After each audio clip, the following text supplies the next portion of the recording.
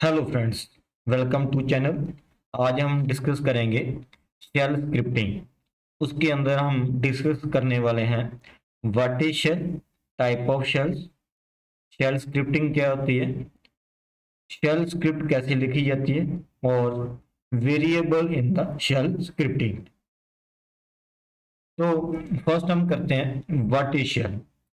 जैसे कि इस डायग्राम में शो हो रहा है, ये मेरा हार्डवेयर है। हार्डवेयर के बाद हमारे पास क्या कर्नल है और कर्नल के बाद हमारे पास क्या शेल है। तो शेल स्क्रिप्टिंग लैंग्वेज करने से पहले हम शेल को पढ़ते हैं क्या होता है। बेसिकली शेल क्या है, एक यूजर इंटरफेस है, यूजर प्रोग्राम है जो यूजर से कमांड को लेता है और वही कमांड को वो कर्नल को सेंड कर देता है और कर्नल उस कमांड को एग्जीक्यूट करेगा और उसकी आउटपुट शेल के थ्रू यूजर को प्रोवाइड करेगा। तो बेसिकली इसका काम क्या है, एक इंटरफेस है between the user and the kernel. तो ये कमांड को कीबोर्ड से और अदर इनपुट फाइल से एक्सेप्ट करेगा और कर्नल को प्रोवाइड करेगा और कर्नल उसको एग्जीक्यूट करके शेल के थ्रू यूजर को प्रोवाइड कर देगा।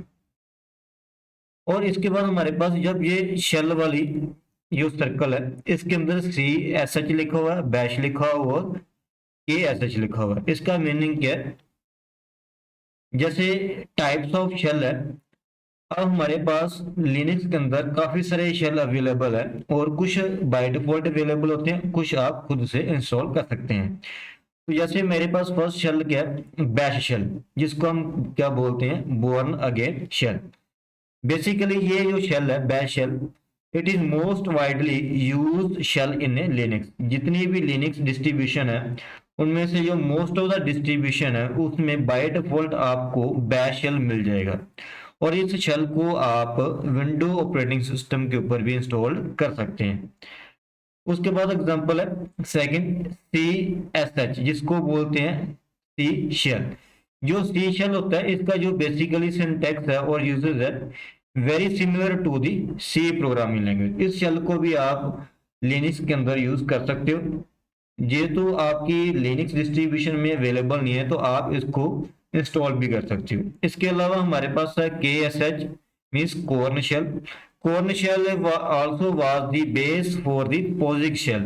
तो इसके अलावा आपके पास और भी अदर शेल अवेलेबल है, आप किसी भी शेल को अपनी लिनक्स डिस्ट्रीब्यूशन के अंदर इंस्टॉल कर सकते हो। तो बेसिकली जो ज्यादा यूज होने वाला वो क्या है, बैश। और हम इस ट्यूटोरियल में भी बैश को ही करने वाले हैं। उसके बाद शेल स्क्रिप्टिंग क्या होती है। स्क्रिप्टिंग का मीनिंग है कि ये हमारा एक स्क्रिप्ट है, एक प्रोग्राम है जिसको हम यूज करेंगे। कुछ रेपिटेटिव टास्क होते हैं लिनक्स के अंदर जहां हमने सिस्टम मॉनिटरिंग करनी है या सिस्टम एडमिनिस्ट्रेशन को के टास्क को परफॉर्म करना है, उसके लिए हम एक स्क्रिप्ट बनाते हैं। और जो हमारे डेली वाले टास्क होते हैं जिसको हम बार बार यूज एग्जीक्यूट कर रहे हैं, यहाँ कुछ ऐसी कमांड्स हैं जिसको हम बार बार यूज कर रहे हैं, उस कमांड को हम एक प्लेन टेक्स्ट फाइल के अंदर लिखेंगे और उस कमांड को हम एज ए स्क्रिप्ट सेव करेंगे जिसकी एक्सटेंशन क्या होगी, डॉट एस एच। तो जब हम उस स्क्रिप्ट को रन करेंगे तो ये जितनी भी कमांड आपने उस शेल के अंदर लिखी हैं वो कमांड आपकी एग्जीक्यूट हो जाएंगी एट द सिंगल टाइम में। ठीक है? ऐसे हमारे पास काफी सारी एग्जांपल्स हैं। तो जैसे कुछ कमांड है, जैसे डेट वाली कमांड है तो pwd कमांड है और इसके अलावा हु कमांड है। तो ऐसे हम जितनी भी कमांड है उसको हम इंडिविजुअली क्या करते हैं, रन करते हैं। तो उसके लिए हमारे पास एक अल्टरनेटिव क्या था कि आप वही सभी कमांड को एक प्लेन टेक्स्ट फाइल के अंदर लिखो और उसको एज ए स्क्रिप्ट रन कर सकते हो। आपको इंडिविजुअल कमांड को रन करने की जरूरत नहीं पड़ेगी।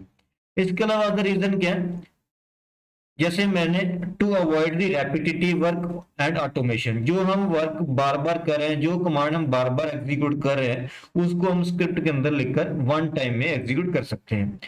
जहाँ सिस्टम एडमिन ने सिस्टम की मॉनिटरिंग करनी है तो वो उसके लिए एक स्क्रिप्ट बना सकता है। तो बार बार सभी कमांड को इंडिविजुअली लिखने की बजाय वो एक सिंगल स्क्रिप्ट को रन कर सकता है। अनदर रीजन क्या हो सकता है कि हमने डेली रूटीन बैकअप लेना होता है तो आप उसके लिए नंबर ऑफ कमांड्स को लिखते हो बार बार, तो आप उसको एक स्क्रिप्ट के अंदर सेव करके रख सकते हो और उस स्क्रिप्ट को रन कर सकते हो।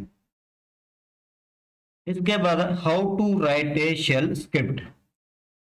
जो शेल स्क्रिप्ट है जस्ट हमारे पास क्या एक सिंपल टेक्स्ट फाइल है जिसकी एक्सटेंशन क्या होगी .sh, और उसको एग्जीक्यूट करने के लिए हमारे पास एग्जीक्यूटेबल परमिशन भी होनी चाहिए। User can create and execute the script using following procedure. उसके लिए हमारे पास सबसे पहले टर्मिनल ओपन होना चाहिए, तो आपने अपना बैश टर्मिनल ओपन करना, तो उसके अंदर आपने वी एडिटर की हेल्प से hello.sh नाम की एक फाइल बनानी है। तो आप वी एडिटर के अलावा और भी टूल यूज कर सकते हो, जैसे VS कोड है और सबलाइम है, उसके थ्रू भी आप स्क्रिप्ट को बना सकते हो। नैनो एडिटर है, उसके थ्रू भी आप स्क्रिप्ट को बना सकते हो। तो बहुत सारे एडिटर अवेलेबल, आप किसी भी एडिटर के अंदर जाकर अपनी स्क्रिप्ट को बना सकते हो। थर्ड स्टेप हमारे पास क्या है कि हमने इसको रन करना है with the help of sh command लिखेंगे। hello.sh फाइल का नाम होगा, और आप लिख सकते हो डॉट लगाना आपने, देन हैश, देन फाइल का नाम। इन दोनों मेथड में कोई भी मेथड यूज कर कर आप अपनी स्क्रिप्ट को रन कर सकते हैं। तो लेट अस स्टार्ट, हम स्टार्ट करते हैं कि स्क्रिप्ट को कैसे बनाया जाता है। सो सबसे पहले हमने बैश टर्मिनल को ओपन करना है। उसके अंदर फॉर एग्जांपल मैं vi लिख रहा हूं और एक फाइल बना लेते हैं, जैसे मेरे पास क्या है hello message .sh। तो आपके पास ये वी एडिटर के अंदर ये फाइल ओपन हो जाएगी जिसका नाम क्या है hello msg.sh। तो ये वी एडिटर की मैंने ऑलरेडी वीडियो बनाई हुई है, तो आप मेरे उस ट्यूटोरियल को चेक कर सकते हैं कि वी एडिटर को कैसे यूज करना है। तो हम आई प्रेस करेंगे तो हम इंसर्ट मोड में आ जाएंगे। तो जो इसके अंदर आपने जो फर्स्ट स्टेटमेंट लिखनी है वो हम क्या लिखेंगे, हैश एक्सक्लेमेटरी, देन बिन के अंदर हमारे पास बैश है। तो यहाँ पर हमने एक पाथ देना होता है जहां पर हमारा शेल इंस्टॉल्ड है, और जो भी स्क्रिप्ट हम बना रहे हैं उसको हमने डायरेक्ट करना है इस पाथ के अंदर, कि हमारा जो स्क्रिप्ट रन होने वाला है वो इस पाथ के अंदर डायरेक्ट हो जाए और बैश उसको इंटरप्रेट करे। उसके बाद मैं एक सिंपल मैसेज को प्रिंट करवाऊंगा इसके अंदर, जैसे मैं क्या लिख रहा हूं, echo hello you are watching one mento. तो मैंने यहाँ पर एक स्टेटमेंट लिखी। अब इस स्क्रिप्ट को हम क्या करेंगे, सेव करेंगे, तो एस्केप प्रेस करना, then colon WQ, then enter. तो आपकी ये स्क्रिप्ट सेव हो गई है। इसके बाद हमने स्क्रिप्ट को रन करना, sh लिखेंगे, then hello msg.sh enter hit करेंगे, तो आपकी ये स्क्रिप्ट क्या हो जाएगी, रन हो जाएगी। यहाँ पर अब क्या मैसेज आ रहा है, hello you are watching one mento. दोबारा फिर भी इसी स्क्रिप्ट को हमने मॉडिफाई करना, तो हम क्या करेंगे, अगेन वी एडिटर कमांड लगाएंगे और इसको ओपन करेंगे, आई प्रेस करेंगे, इंसर्ट मोड में आ जाएंगे। तो जैसे ये मैंने यहाँ पर एक स्पेलिंग मिस्टेक किया, जिसको हम एडिट कर सकते हैं। तो इस तरह हम इस स्क्रिप्ट को एग्जीक्यूट कर सकते हैं। तो अगेन आपने एस्केप प्रेस करना, कोलन WK लिखेंगे और हम दोबारा वापस आ जाएंगे, तो हमारी यहाँ पर स्क्रिप्ट क्या हो जाएगी, रन हो जाएगी। अब सेकेंड एग्जांपल क्या है, मैं एक और एग्जांपल करवाता हूँ आपको। जैसे vi लिखा, तो मैं एक फाइल बना रहा हूँ cmd.sh, आई प्रेस करना, और इसके अंदर हम काफी सारी कमांड लिख रहे हैं, जैसे pwd कमांड लिखी मैंने, फिर मैंने लिखा who कमांड, देन मैंने लिखी डेट कमांड, ऐसे मैं लिख रहा हूँ ls। अब जैसे ये 4 कमांड्स है, तो जैसे ये 4 कमांड को आप एक सिंगल टाइम पर इस 4 कमांड को एग्जीक्यूट करना चाहते हो, तो हम स्क्रिप्ट के अंदर लिखेंगे इसको, देन हम इसको सेव करेंगे। अब मैं sh लिखूंगा और फाइल का नाम क्या है, दिस वन, एंटर करेंगे। अब देखोगे ये सभी कमांड की आउटपुट हमारे पास यहाँ पर डिस्प्ले हो रही है। ये जो फर्स्ट वाली ये आउटपुट किसकी है, pwd की। This is the who command output, this is the date command, and last this one is the ls command output. So in this way you can perform this script. Now one thing is more, यहाँ पर मैंने एक note लिखा जैसे chmod 744 making the script executable. अब इसमें क्या है, जो मेरी स्क्रिप्ट बनी है cmd डॉट sh, इसकी मैंने परमिशन चेक करनी है। अब यहाँ पर क्या है, read write then execute permission नहीं है, फिर ग्रुप के पास राइट परमिशन है और अदर के पास भी राइट परमिशन है। अब इसी कमांड को मैं दूसरे मेथड से रन करना चाहता हूं और मैं लिख रहा हूं cmd डॉट sh, तो ये बता रहा है परमिशन डिनाइड। इसका मीनिंग है कि इस स्क्रिप्ट को रन करने के लिए एग्जीक्यूटेबल परमिशन नहीं है। तो मैं क्या करूंगा, कमांड लगाऊंगा chmod, हम क्या करेंगे, यूजर को एग्जीक्यूटेबल परमिशन देंगे और फाइल का नाम क्या है cmd dot sh, enter hit करेंगे। नाउ अगेन मैं इसको चेक करता हूं, अब हमारे पास यहाँ पर एग्जीक्यूट परमिशन आ गई। अगेन मैं इसको एग्जीक्यूट करूंगा by using the second method this one. अब आपकी ये स्क्रिप्ट क्या हो जाएगी, रन हो जाएगी।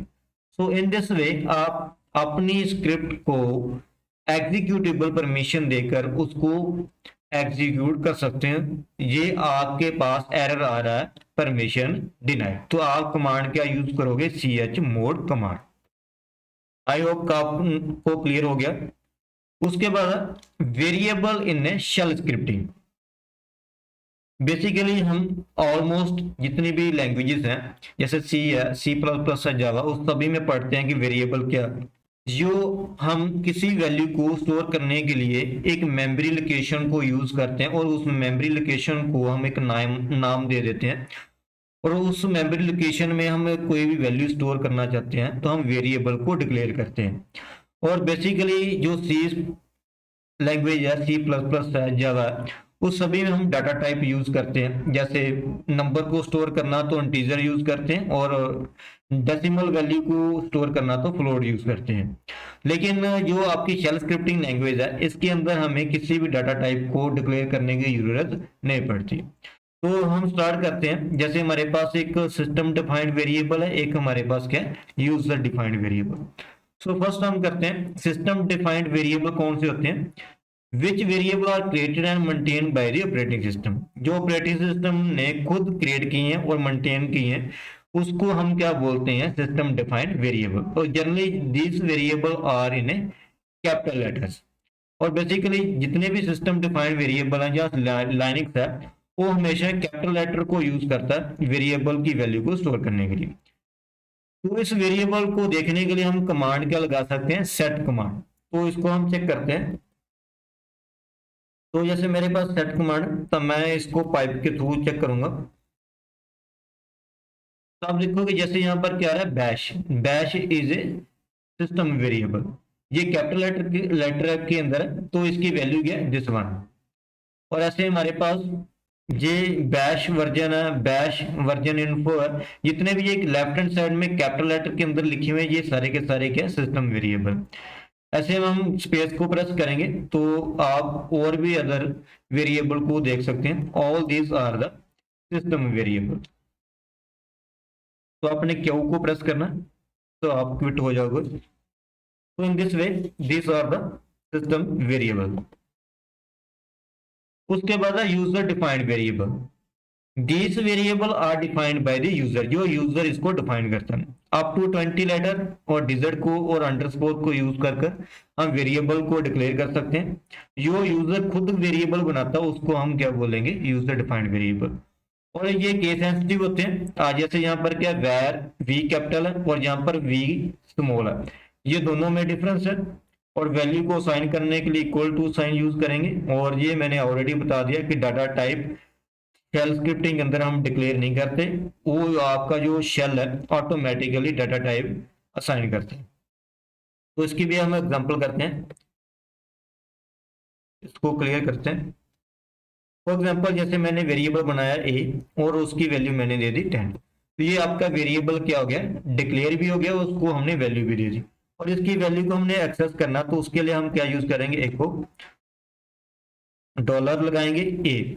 वेरिएबल की वैल्यू को एक्सेस करने के लिए हम क्या लगाएंगे, डॉलर लगाएंगे शेल स्क्रिप्टिंग के अंदर। एंटर हिट करेंगे तो यहाँ पर हमारे पास वैल्यू क्या आ जाएगी, 10 आ जाएगी। तो इस तरह आप लाइनक्स के अंदर वेरिएबल डिक्लेयर कर सकते हैं। ऐसे ही मैं एक वेरिएबल बना रहा हूँ नेम, और उसका नाम मैं दे रहा हूँ वन मेटो। ठीक है, अभी इसको एको करवाएंगे नेम, अगेन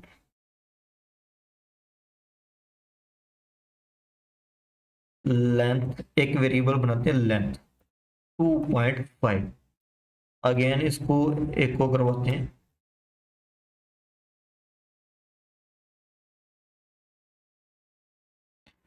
2.5। तो इन दिस वे आप कोई भी वैल्यू वेरिएबल को असाइन कर सकते हैं। There is no need to declare a data type. और वैल्यू को डिस्प्ले करवाने के लिए, प्रिंट करने के लिए हम ए को यूज करेंगे। और यहाँ पर वेरिएबल की वैल्यू को एक्सेस करने के लिए हम क्या लगाएंगे, डॉलर लगाएंगे।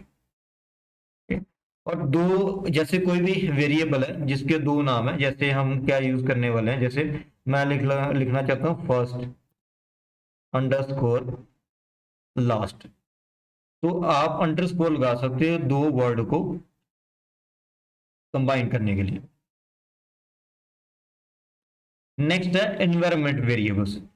एनवायरमेंट वेरिएबल क्या होते हैं, that hold information about the environment in which process is running. Basically कि जब हम लिनक्स के अंदर लॉगिन करते हैं, तो इस यूजर का लॉगिन होता है, तो हमारे पास उसी लॉगिन की इंफॉर्मेशन या उसकी प्रॉपर्टी सेट हो जाती हैं। तो जो प्रॉपर्टी सेट होती हैं एक्चुअल, वो हमारा क्या बन जाता है, एनवायरमेंट बन जाता है। या जो हमारा पाथ होता है, जो हमारे पास लॉगिन नेम होता है। तो ऐसे हमारे पास काफी सारी प्रॉपर्टीज जो हम अपने लिए सेट कर देते हैं या सिस्टम सेट कर देता है। जब वो सभी प्रॉपर्टी को हम मिलाते हैं तो हमारा एक एनवायरमेंट बन जाता है। तो उस एनवायरमेंट वेरिएबल को हम नंबर ऑफ प्लेसेस के ऊपर नंबर ऑफ प्रोसेसेस को एक्सेस प्रोवाइड करवा सकते हैं। तो इसका मीनिंग क्या, they are key component of operating system and are used by the application to configure their behaviour and access system resources. तो बेसिकली जो एनवायरमेंट वेरिएबल हम बनाते हैं, उसको हम टेम्परेरीली भी यूज कर सकते हैं, परमानेंटली भी यूज कर सकते हैं, एंड ग्लोबली भी यूज कर सकते हैं। तो ऐसे बहुत सारे वेरिएबल पहले से भी बने होते हैं, और आप खुद से भी कोई भी एनवायरमेंट वेरिएबल बना सकते हैं।